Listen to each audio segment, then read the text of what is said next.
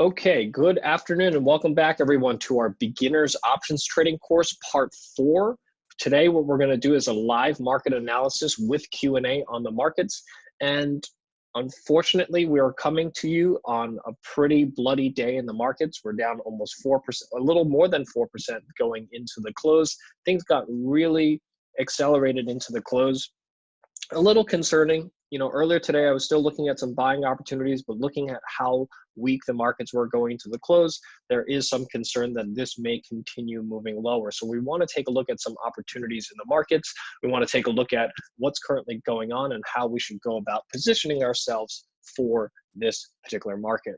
I do want to spend some time going over what we've learned in parts 1, 2, and 3 in the context of the current market, and try to answer as many questions as many of you may have on options trading and the current market here today. So before I get started, just a bit of housekeeping. First of all, for those of you that are new to options play, welcome. You can sign up for a free 30-day trial to the tools that I'll be showing you here today so that you can use them to analyze the current markets, plug in your ideas, and start taking a look at buying calls and puts and selling calls and puts. And this is all free as part of a 30-day trial. And after that 30-day trial, membership is just $75 or $500 a year, depending on which package you choose. So we have a lot to cover here today, so let's go ahead and get started. First off, what I want to do is I want to talk about the live market analysis with Q&A. So first what we're going to do is we're going to allow you to submit some symbols and your outlook on those specific symbols, and we're going to take a look at it. Before we do that, I'm just going to do a quick review of what I'm currently seeing in the market, what opportunities I see, and then we'll take a look at the symbols that you want to take a look at. We'll do a quick lightning round and try to get through as many symbols as possible and cover as many ideas as possible so that you can see how quickly you can analyze all of these different strategies using options play. And lastly, what we'll do is we'll end this with a Q&A session so that you can actually see how to utilize this for answer all of your questions regarding the markets. Now, before I move on into looking at live market analysis and Q&A, I just want to talk a little bit about what our expectations here are in March. Now, I had originally planned a trip to Japan in the early weeks of March. At this point, it might seem like that will be rescheduled. So the March schedule currently is a little bit up in the air. We will finalize that in the next few days, and we will send that out to you by early next week as to what our schedule in March is going to be with respect to educational events. But I do want to say that we do have one event that's already on the roadmap, and that's last time I think this was in December when I had Tom Sosnoff from Tasty Trade here. A lot of you came and attended and asked a lot of great questions. So Tom is happy to be back, and I'm going to have him back here on March 26th. So for those of you that like listening to Tom and the way that he trades, mark this down in your calendar as the last Thursday of March. I'm going to have Tom back. We're going to go through another similar session. We're going to look at the markets. We're going to answer your questions regarding trading. So I'm looking forward to that, and I hope you guys are as well. So with that, let's go ahead and get started. So for today, what we're going to do is we're going to start off with looking at symbols. So if you want to take a look at a symbol, type in the symbol that you want to look at and the outlook you have on that symbol. So Apple, bullish; Tesla, bearish, something like that. I generally prefer that you stick to relatively large cap names. You can use the chat window to submit your symbols. Please stay away from kind of small cap names, micro cap names, regardless of if they trade on options or not. Let's try to keep them large cap, but make sure that you specify bullish or bearish. So the things I'm going to do today is I'm going to look at every symbol in the context of what we learned over the last few weeks, which predominantly is really understanding the difference between buying calls versus selling puts for bullish strategies and buying puts and selling calls for bearish strategies. So every single symbol that we're going to look at within that context. So we're going to start off by looking at the S&P 500, the SPY. Things got really ugly as we got into the close, almost 4.5% down. Usually this is a pretty bullish indicator when markets are down that much. 4.5% has been historically a very good indicator that the next few trading days is going to be positive. So it doesn't surprise me that quite a few of you have already put in that you're bullish on SPY, and I'm happy to take a look at that. But I will say that I do think that things are a little different this time. Normally, over the last few days, I've been looking for buying opportunities, but looking at the weakness that we saw today, even I'm a little fearful of pulling the trigger on some of the bullish opportunities. I have started to build bullish opportunities in stocks that I fundamentally like, that have sold off, that provide me a better buying opportunity, but I've been doing them using options because I want to protect myself to the downside. So let's take a look at some things. So first of all, what I want to do is I want to show you the difference between buying a put and selling a call. So regardless of whether you're bearish on SPY or bullish on SPY, let's take a look at comparing those strategies side by side. And the benefit of options play is that we can really look at different symbols side by side and compare them, because before I was just showing you on a spreadsheet, on a PowerPoint, the difference between buying a call or selling a put, or buying a put and selling a call. So today what we're going to do is we're going to look at real examples using real stocks and see and show you the difference. So first off, what I'm going to do is I'm going to compare buying an at the money put. So let's use a 297.5, which is the true at the money put, and we'll sell the 297.5 calls against it. So I'm going out to April 9th, which is about 45 days away, or 42 days away exactly. And what I wanted to show you is that here, to buy an at-the-money put will cost me $1,064, or $10.64 for the put contract. Here, I'm selling the April 297.5 for $13.78. So this compares to our original example here, where we, on stock XYZ that was trading at $100, we paid $4 for this put option. Here, we have a $300 stock that we're paying roughly $10 for that put option. So first of all, what I want to do is I want to bring this into the real world, and I want you to start thinking about options in the context of how much does it cost with respect to the stock price. Because when we talked about this before, we showed you that to buy a $100 call option for $4, the stock needs to move down to $96 in order for it to make sense for you to buy that put option. And that's an example that most of you can wrap your head around. But when we talk about real stocks, I think that's where sometimes it gets a little muddier. So here, what I have here is just a simple calculator where I type in the stock price, which is around $297.70, and I put in the price of the put option, which is $10.64. And what this tells me is that I'm risking around 3.5% of the stock price, or the ETF price, to buy this put option. Now, in the context of SPY, that's actually fairly elevated. If you looked at an at-the-money call put option even a week ago, it was probably trading somewhere around $5. But now, because of the fear that's crept into the markets, the implied volatilities are extremely elevated. So now it's much more expensive to buy that call option. Now, same thing if we looked at the put option. If we looked at the call option, this is trading at $13.78. So now let's see how much is that. That is 4.6%. So you are receiving more premium to buy or sell a call option than it costs to buy or sell that put option. So let's compare the two strategies. So SPY is currently trading at 297. So buying a put option, the break-even price on this is 286.86. So that's another $10, a little more than $10 below the current price, just for this put option to break even.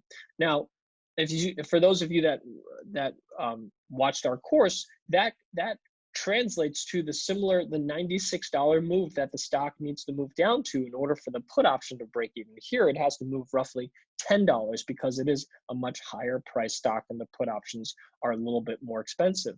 But we also compared it to selling a call option, which we said is also a bearish strategy, meaning it makes its maximum profit if the stock stays where it is or moves lower. But it's a forgiving strategy, meaning even if the stock moves a little higher, it will actually still make money in this particular trade. But ideally, you want the stock to move a little lower, or stay near where it is, or moves a little lower. The only thing that you don't want when you sell a call option is that for the stock to move substantially lower, because then you still only make $4 versus if you had bought the put option, you can make substantially more money if the stock drops significantly. So the question becomes, do you think the markets are going to move significantly lower, or do you think it'll move higher? So as a bearish trader, you would buy a put or potentially sell a call. And if we use our P&L simulator, we can actually see how these strategies perform. So it's, we do have a bit of a roadmap here. So 299, which is where the markets are. I think the major support level below that is around 280. So let's say you think the market's going to head down to 280 by expiration. As you can see here, if you sold the call option, because of how elevated the premiums are for that call option right now, you're going to still collect $1,300 profit on selling a call option if the markets move another around 17 bucks lower. If you bought a put option, also because of how expensive it is, you actually only make about half the amount of profit, $686. So because of how expensive the put options are, even if you think the markets are going to move substantially lower, it might not make sense to buy puts here unless you think the market's going to move substantially lower, or you take more advanced strategies, which for those of you that are experienced, you might want to buy put spreads here. But for those of you that are brand new to options and you're starting out and you're buying a put option, you want to keep things simple. Put options here, it's extremely important to understand that just because you're bearish, that in itself is not enough of a criteria to buy a put. You also have to factor in how expensive that put option is in order to determine which strategy is best for you. Now, let's flip this on a dime. And let's say you think stocks are going to bounce higher. So many of you, there's quite a few of you that said that you're bullish on SPX. So let's take a look at that. So buying an April 297.5 call will cost you $13.84. Let's compare that to selling a put. Selling a 297.5 put will collect $10.85. So basically the exact opposite of the strategy we just looked at before. Now let's take a look at this. The break-even price on this is $311.28. $311.28. Where is that? That is around right here. So $311.28 is basically where the market closed yesterday. So I will say that if you expect the markets to bounce back tomorrow, getting back to yesterday's closing price doesn't seem like a huge hurdle, especially since you have all the way through August 9th here, right? So that's 42 days away. Markets, a lot can happen in 42 days. Maybe we get a fairly quick resolution to coronavirus. The fears are a little overblown and markets correct back pretty quickly. A lot of the fears, I will say, is not based on slowdown in China. It's based on slowdown globally. So if this coronavirus is contained fairly quickly globally, I do think markets will snap back fairly quickly. So we do have to really pay attention to the number of cases that are happening globally. I do think a lot of countries got caught completely off guard. Think about Italy, think about Iran, where a lot of the major epicenters are right now. These are not countries that were prepared for coronavirus. And we're seeing an acceleration in rates, in cases as a result of that, including in the US. So that is part of what I think is driving this fear. And that's why I think that there could be potentially further downside on this. I don't think we're near the end on this particular. So that's why I'm looking at more bearish opportunities. But I want to provide a balanced view for those of you that think that this is going to bounce very quickly tomorrow. Let's take a look at buying that call option. So you have a breakout level around break even at 311.28.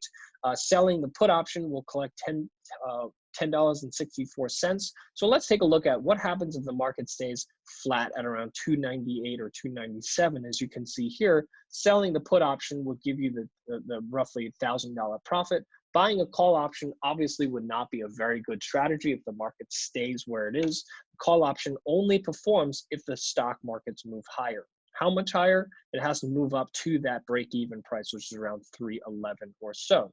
So on a bounce, you can ask yourself, how far do I think the markets can bounce higher? I think you can easily expect that the markets will bounce back to that 320 level or so if you do get a bounce. So as you can see, if it does bounce up to 320, you're looking at a $1,000 profit by selling a put versus $872 by buying a call option. So in this particular case, if you're expecting a modest bounce, a put option may be an interesting strategy to play. But if you do think you're going to get a big bounce higher, if you think market's going to get back to that 339, 340 level, which is where we just were last week, where we just was last week, we're looking at about a 208% return, $2,800 gain versus just $1,000 gain by selling a put here on SPY. So this is how you can utilize options play to compare the two and determine, well, how far do I, when you say you're bullish on SPY, how bullish are you? And depending on how bullish you are, that would determine which might be the better strategy, to buy that call or to sell that put. Now, I will say, for those of you that are bearish, I don't recommend that you sell a call naked. There's just too much risk in doing that. It requires a lot of margin to do that. There are better strategies to trade, but the reason I'm starting with a strategy that I don't recommend is because that is the fundamental building block of more advanced strategies that I will recommend as we learn other topics in the future. So with that, what I want to do is I want to take a look at some of the symbols that you want to take a look at now that we've looked at the markets. Robert wants to look at Starbucks. Let's take a look at this. This is a trade that I actually was short. I've been short this stock for quite some time. I've been talking about it. For those of you that have watched me on Schwab Live Daily, I entered a short position last week. I actually just exited that position today, where it looked like Starbucks was kind of near a bottom here around 78.29 or so. But if you're still bearish on Starbucks, let's take a look at going out to April, buying an $80 put option versus, let's say, selling a call option. So going out to April, selling the $80 calls will collect $2.80. Buying the put will cost me $560. So one of the things that I want to also bring up again is taking a look at the call or put option with respect to the stock price. So Starbucks is trading $78.29, and the call option is currently at, well, first of all, this isn't an at the money. So let's use the April weeklies and find an at the money, which is around 78.5, right? Which is $3.25. So $3.25. That call option is risking 4.1%. Not bad considering the current given environment that we have. The put option, which let's say we also modified to that April 9th, 78.5, will cost me $5.80. Same put option as the call option, $5.80. So notice how this is substantially more. So the put option cost me 7% of the underlying stock price, while the call option actually only collects 4% of the underlying stock price. So when you think about when you're buying a call or a put, think about the fact that you want to think about how cheap or expensive that call is, because as we learned over the last few weeks, it's really important that when you're buying a put option, you want to buy it as cheaply as possible.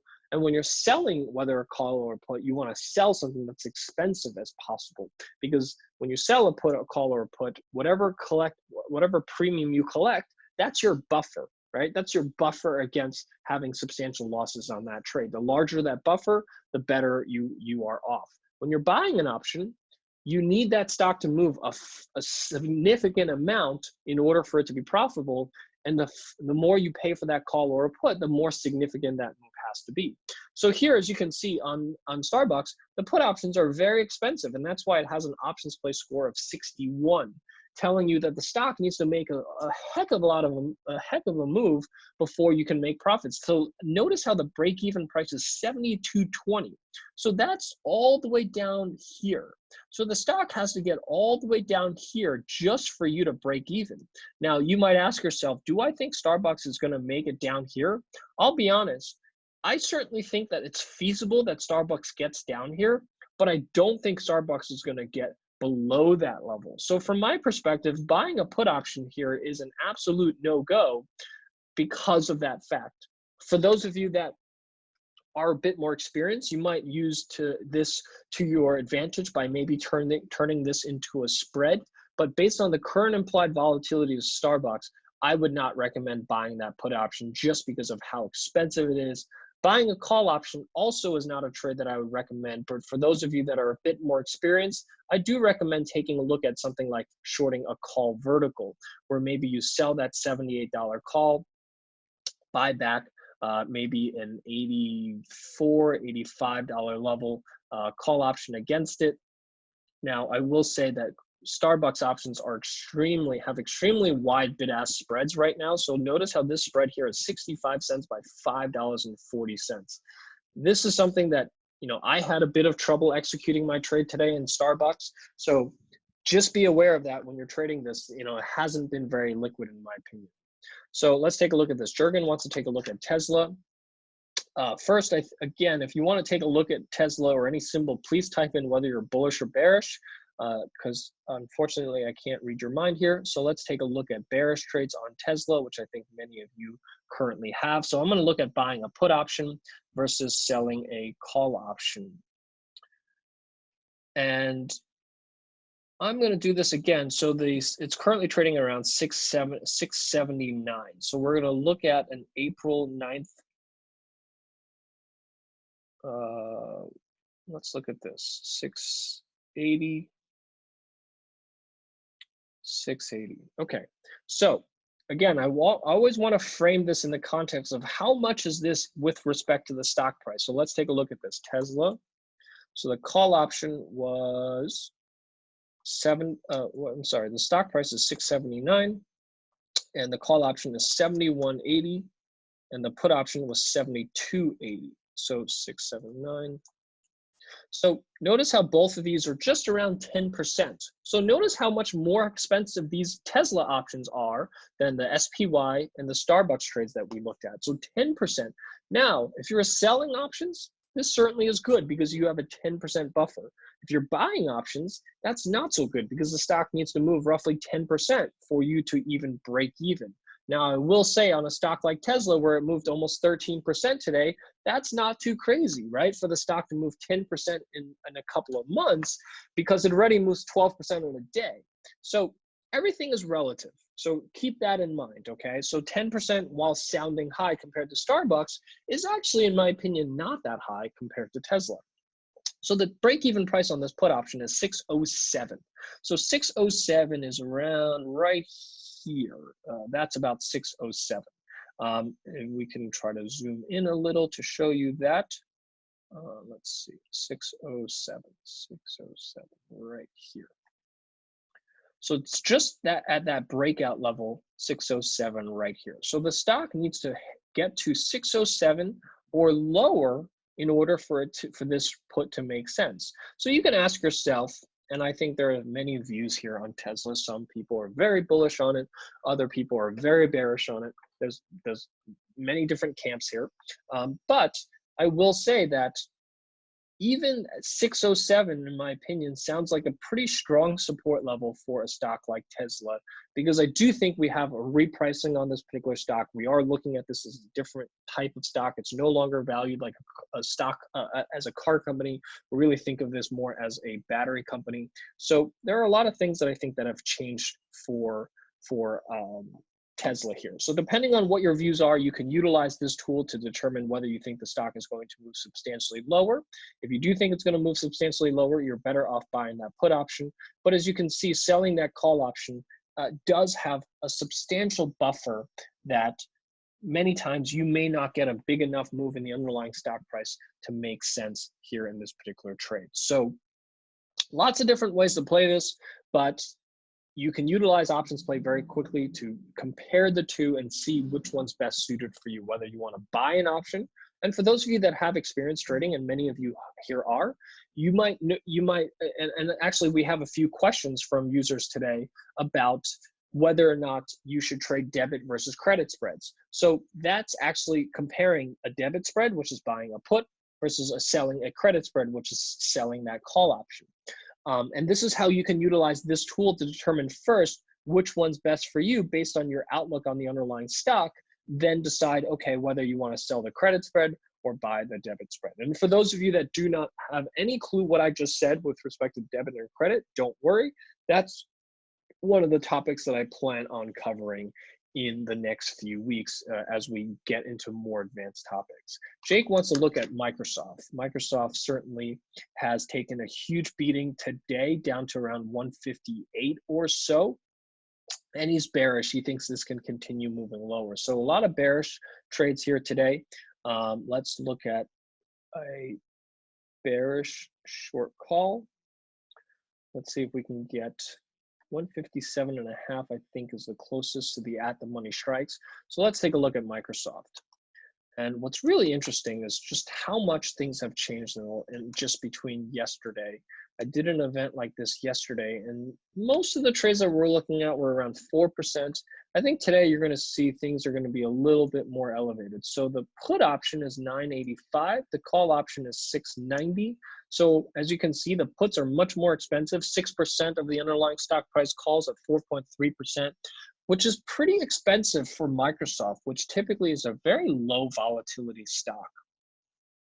But as you can see here, the put option, if you're bearish on Microsoft, the break-even price is 147, which is around right here. So you'd have to believe that Microsoft is going to get down to around 147 or lower in order for it to make sense. Now, that's another $10 move in this particular stock, and the stock moved 12 bucks lower today. So another $10 move, I think, in my opinion, if things get substantially worse, is not completely out of the realm. But I will say on a stock like Microsoft that, you know, as a technology company, may not have as much exposure to coronavirus. These are the types of opportunities that you might want to utilize, you know, as things stabilize a little bit more, where you might want to consider using options to get yourself into a longer term bullish position. And I actually see that someone just a few lines down said they're bullish on Microsoft. And I just want to show you what it looks like to take a look at a bullish position in Microsoft. Now, what I'm going to do here is I'm going to compare buying a call option versus selling a put option. So here I'm looking at the April 9th 157.5 puts. The call option cost me 11.40. The put options, I'm going to get $6.45. So this is not the type of skew that I typically like, because to buy a call option, it's really expensive, not what I want. To sell a put, not a lot of volatility here. So also not expensive enough, in my opinion, given the amount of volatility, because here I'm only getting about a 4% buffer on Microsoft stock, but the stock moved 7% today. So in my opinion, that's not a big enough of a buffer. You know, 7% is maybe better in terms of a buffer, especially when the stock can move this amount. But 4%, in my opinion, certainly isn't enough. So these are the types of metrics that you want to start paying attention to when you're thinking about, when you have a bullish or bearish view in the markets, how you should think about, you know, whether it makes sense to buy that call option or sell that put option.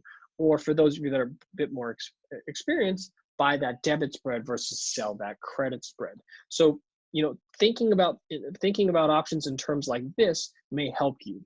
So let's take a look at a few more examples, because I think that's the best way to really learn. Someone wants to look at a bullish Netflix. Netflix is trading at 371. This stock has held up really well. Partially, I think, just because this stock doesn't have much exposure to China or the coronavirus, and they continue to grow. As long as they continue to grow revenues, I don't think you're going to see a huge hit to this particular stock. So let's take a look at buying a call option versus selling a put option. In my opinion, in a stock like this, I prefer stocks that did have a bit of a bigger sell-off, because then it provides a better opportunity. Netflix, in my opinion, is still a pretty expensive stock. So, but let's take a look at this. So Netflix, it's trading at 371. A call option is trading at 25.75.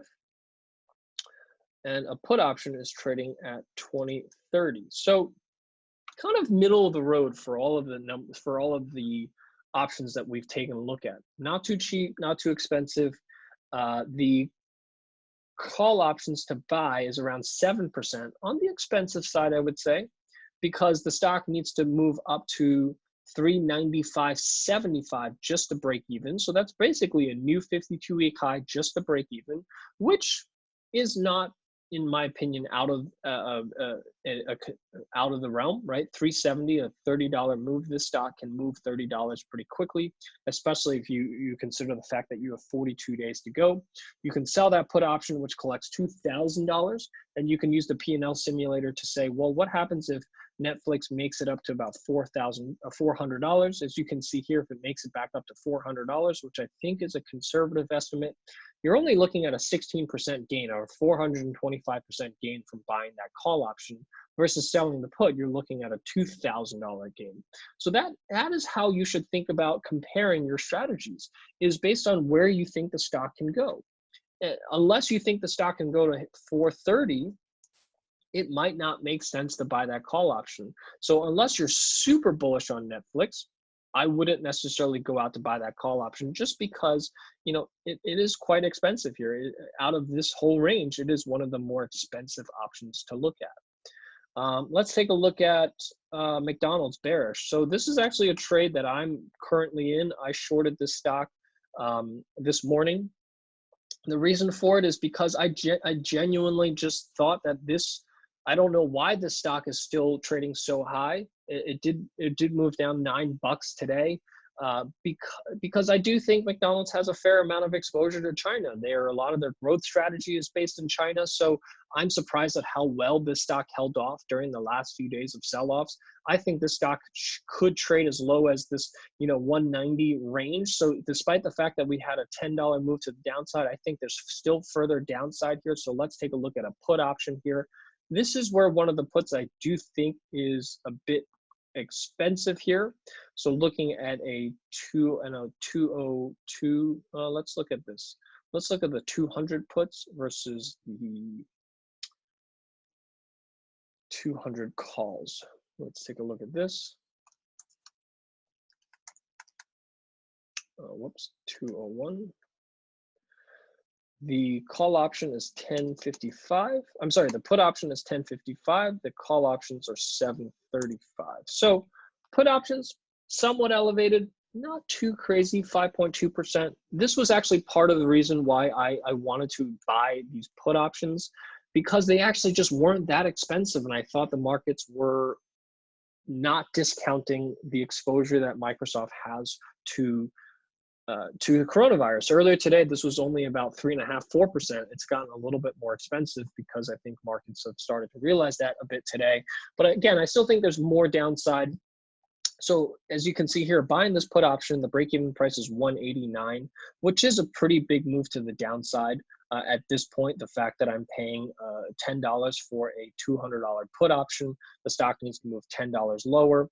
But the thing that you have to consider is the fact that if it makes a $10 move lower very quickly, you do tend to get a pretty nice gain to the downside. So if it moves down to 190, actually, in my opinion, if you're looking at this right now, it might be a little too late, because even if I bought this $200 put option, if the stock hits my target here, which is around 190, I'm only looking at about 300.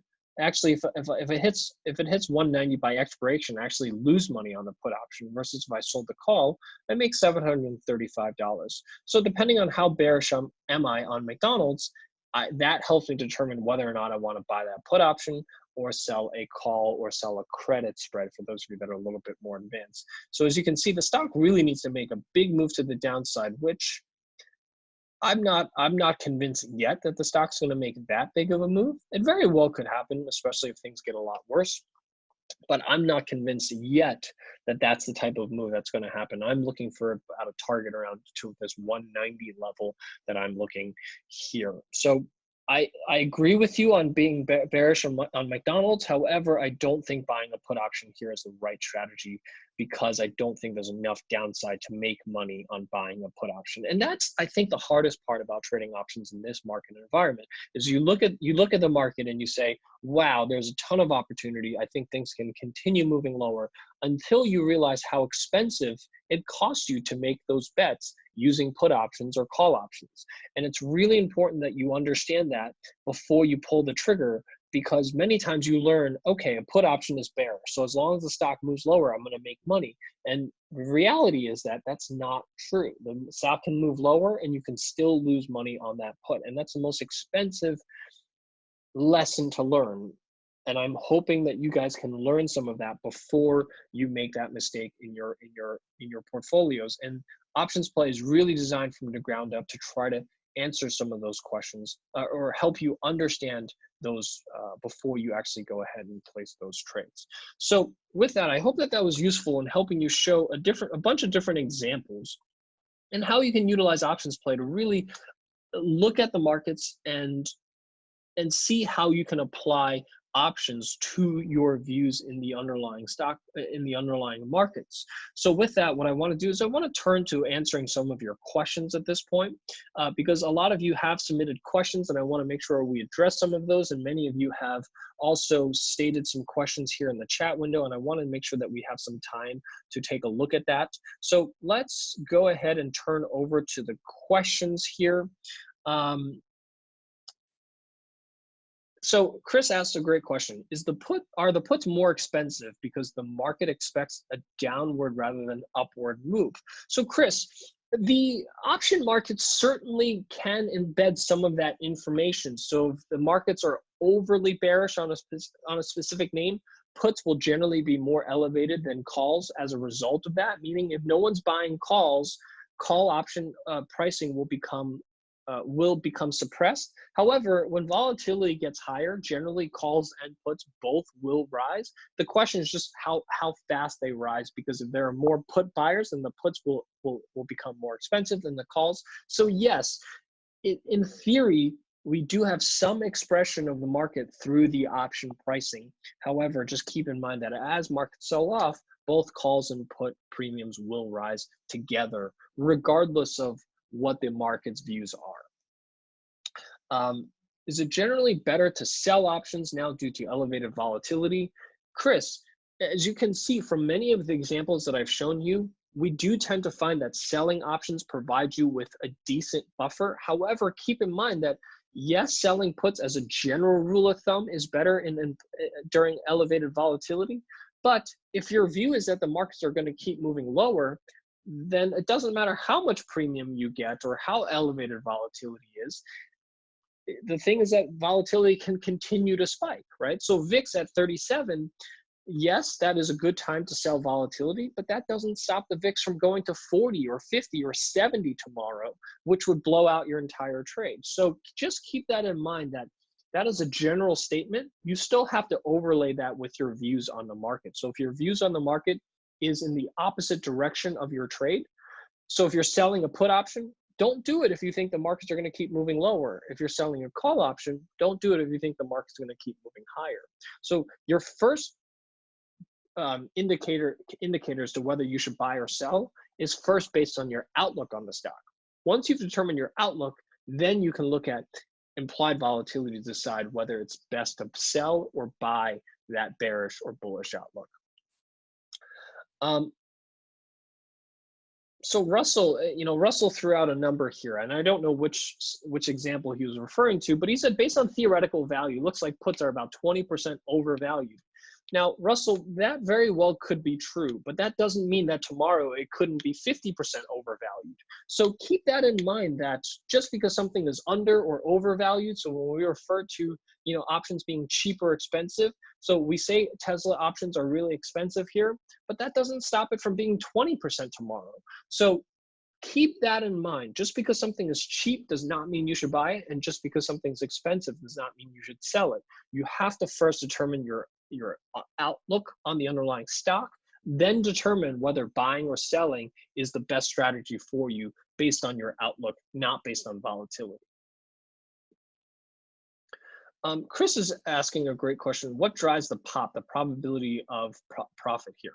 So the probability of profit is simply based on two things: the break-even price of your underlying position, meaning in this particular case for McDonald's, if the break-even price here is 189.45, and what we do is we look at the implied volatility of the April options and determine what is the probability of the stock actually being below 189.45, and that's how we derive the probability of profit.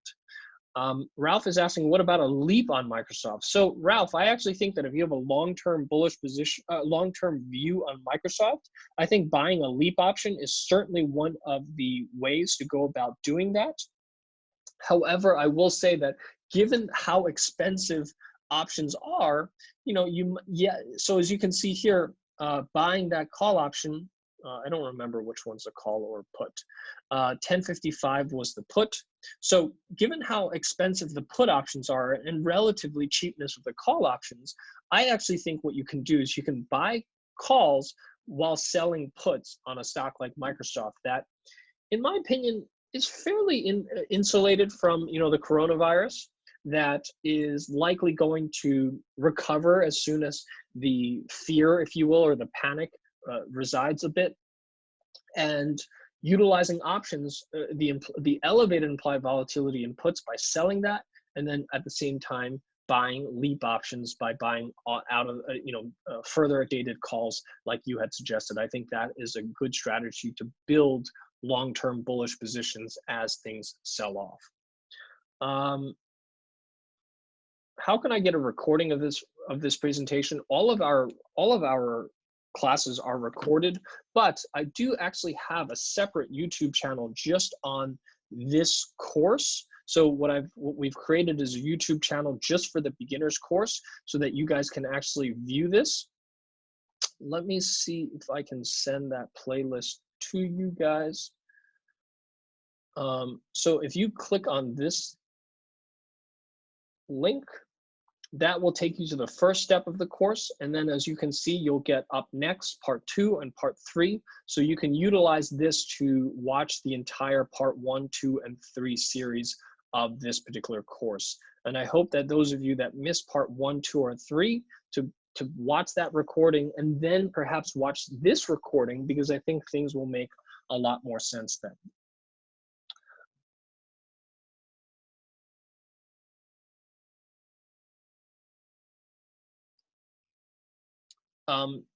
Let's see.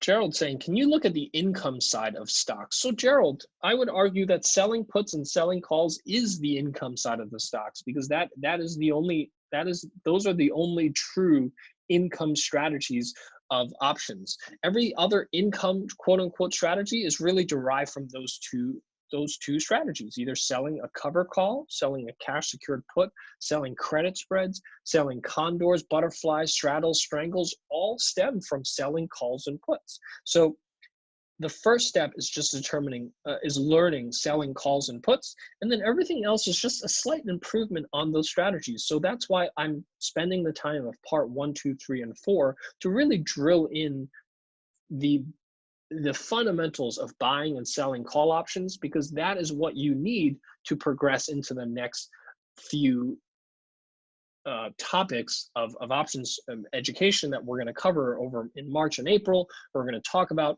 cover calls, cash secured puts, income strategies, as well as talking about credit spreads, condors, butterflies, those types of strategies, because they are based on these fundamental building blocks. Would you explain your percentage risk computation? If you're referring to this, it's really simple. It's just the price of this column C divided by the price of column D. So the price of the call or put divided by the stock price. It's a very simple calculation. Any of you that have a calculator or an Excel spreadsheet, you can do this. You just take the price of the call or put divided by the stock price, and that gives you just a little mental note. And you can see from this page, right? Somewhere in the 2 to 3% is the lower end of the range, 10% is the higher end of the range. This is just a quick yardstick for you to think about the next time you buy an option. And I'll just give you an extreme example. Someone asked me to look at Plug the other day, because this stock has been trading very, very actively in the options market. It's trading at $4. As you can see, the call option is really cheap, 89 cents. So on the surface, it looks really cheap, but if you think about the fact it's a $4 stock, an 89-cent call is 22% of the underlying stock price. So many times when you're looking at an option chain and you see something for 60, 70 cents and you say, oh, that's a cheap option, let me go buy some. Think of it next time in the context of how much is it as a percentage of the stock price. because dollar amounts mean nothing if you don't look at the stock price, right? 60, 70 cents is really cheap if you're looking at a $50 stock, but 60 to 70 cents is really expensive on a $4 stock. So this is one of the quick ways, quick and dirty ways that you can normalize and just understand, am I buying something that's really expensive? Am I selling something that's really expensive, or is it cheap? So using that simple calculation, which you can always do in your head fairly quickly or just with a simple calculator, is something that you can utilize very quickly.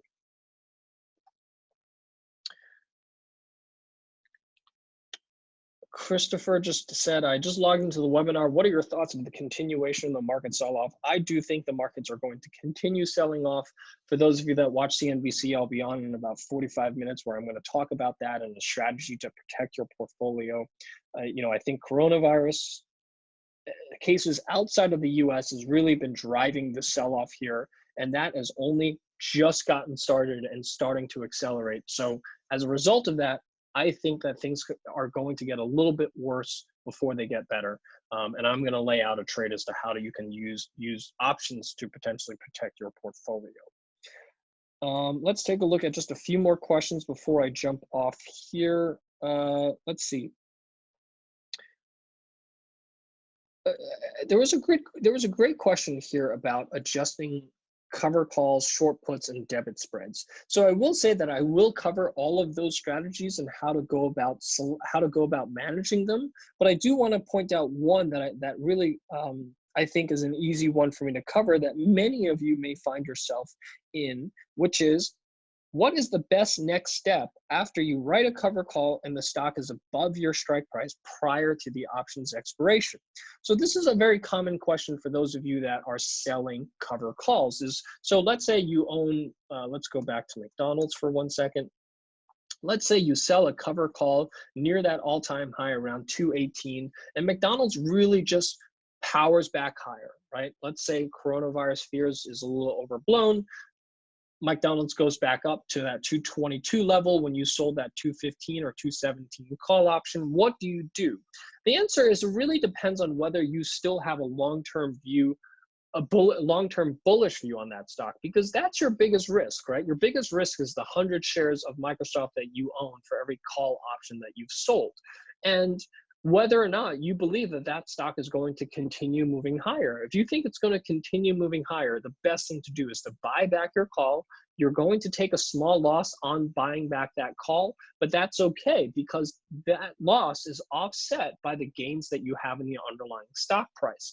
And especially if you think the stock's going to continue moving higher in the long term, you don't want to remove your long-term bullish investment in McDonald's just so that you don't take a small loss on a cover call. So think about the big picture. Don't get lost in the cover call. Think about your big picture, which is you're long McDonald's. Do you think it's going to keep moving higher? If you do, you want to buy back that call and hold on to that McDonald's call. If you don't, if you feel that McDonald's is near a top, right? If you think, hey, I'm really happy that McDonald's got up to 220. I don't think it's going to get much further. Then let the stock be called away. Use cover calls as a tactical way for you to exit your trades at a profit, especially if the cover call strike that you sold was a profit. Let's see.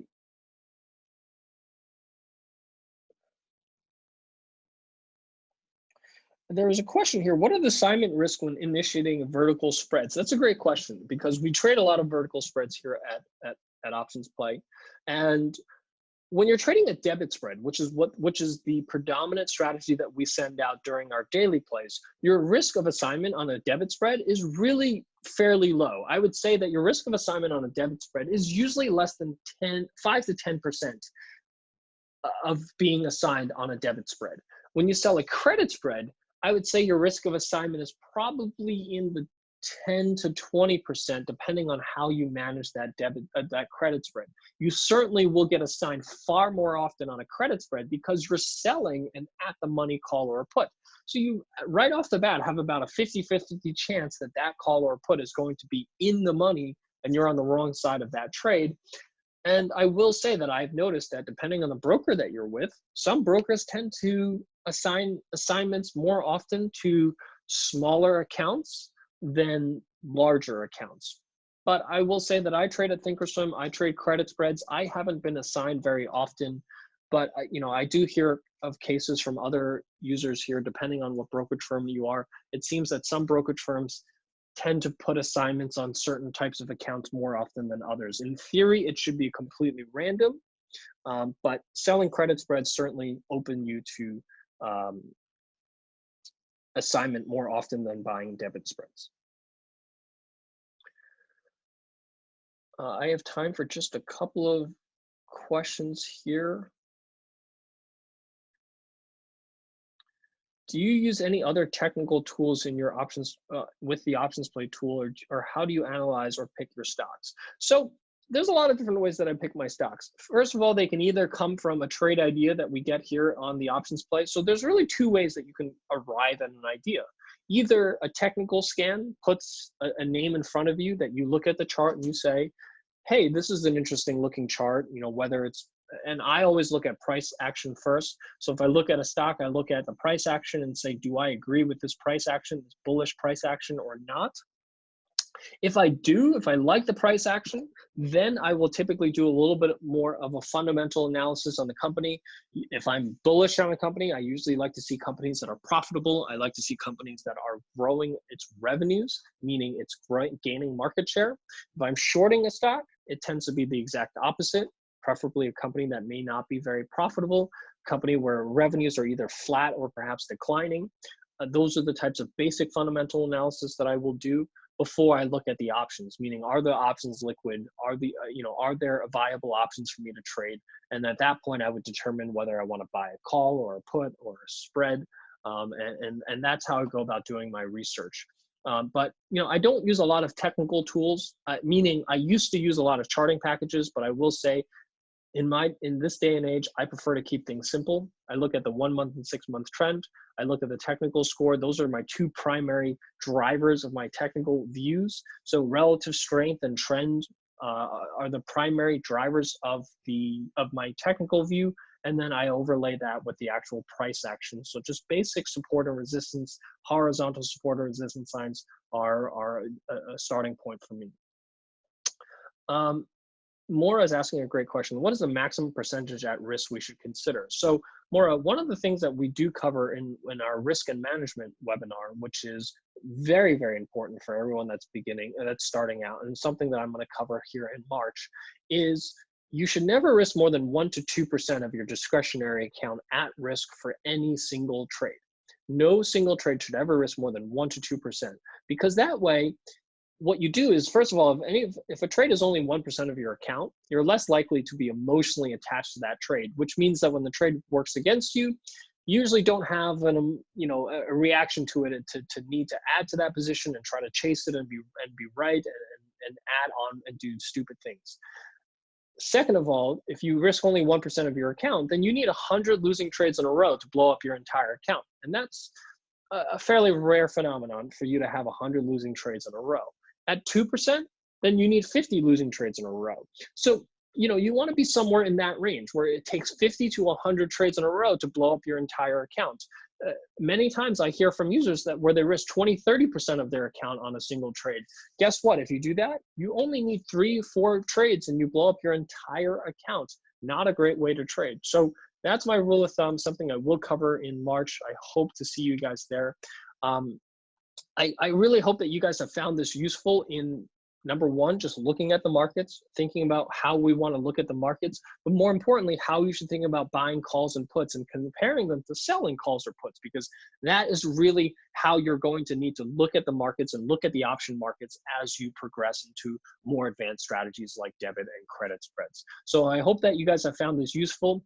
I just want to thank you so much for coming and participating today and providing symbols and asking questions. I really hope that this was going to be useful for you guys in the future as you review parts 1, 2, 3, and 4, because I love doing this and I really like showing you guys the markets and showing you how I trade, because that I think is the best way to go about learning. So with that, I just want to thank everyone for taking the time out here this afternoon. Again, if you want to watch CNBC. I'll be on around 5:40, 5:45. I'll be laying out a trade similar to what I just showed you here today, talking about SPY and where I think the markets are headed and how you can protect your portfolio. So I hope to see you there, and I hope you guys have a great afternoon. And I will send everyone the finalized schedule for March, because again, I originally was planning to travel to Japan for a couple of weeks, but that may not happen right now due to the coronavirus. So you might see more of me in March. So I will send that to you in early next week, and I'll see you guys either next Thursday or in a few weeks. So have a great evening, and I'll see you guys next time.